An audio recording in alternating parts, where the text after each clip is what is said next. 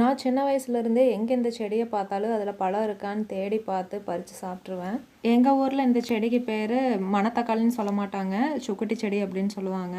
இந்த செடி நல்லா கொழு கொழுன்னு இருக்கிறதுனால அதில் இருக்கிற பழமும் பெருசு பெருசாக இருந்தது. 2-3 செடியில் பறிக்கவும் இவ்வளோ பழம் கிடச்சிது. அதை நான் சாப்பிட்டுட்டு இருந்தேன். எள்ளு பொடி சாப்பிட்டு ரொம்ப நாள் ஆச்சு. ரொம்ப நாள் இல்லை, ரொம்ப வருஷமே ஆச்சு. ஃபஸ்ட்டெல்லாம் எங்கள் தோட்டத்தில் எள்ளு வச்சுருப்போம். அப்போ வச்சுருக்கிறப்பவெல்லாம் அடிக்கடி இந்த எள்ளு பொடி செஞ்சு வீட்டில் வச்சுருவாங்க. சாப்பாட்டுக்கு ஏதாவது குழம்பு பிடிக்கல அப்படின்னா அந்த அன்னைக்கெல்லாம் நான் இந்த எள்ளு பொடி போட்டு சாப்பிட்டுக்குவேன். ஆனால் இப்போ எள்ளு பொடியே செய்கிறதில்ல. இப்போல்லாம் கடையில் வாங்கி தான் செய்யணும் அப்படிங்கிறதுனால அந்த எள்ளை பற்றியும் நினைக்கிறது இல்லை. அப்படியே எள்ளு பார்த்தோன்னா அதை எடுக்கிறதுக்குன்னு ஒரு பக்குவம் இருக்குதுன்னு சொல்லுவாங்க.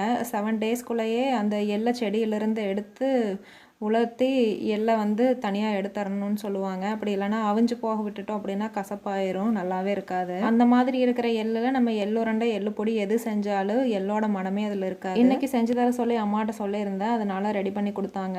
இந்த எள்ளு பொடிக்கு பார்த்தோன்னா நாங்கள் என்ன போடுவோன்னா கொத்தமல்லி, சீரகம், வரமிளகாய், எள்ளு இது மட்டுமே. எள்ளை வறுத்து அதில் ஆட் பண்ணிடுவோம்.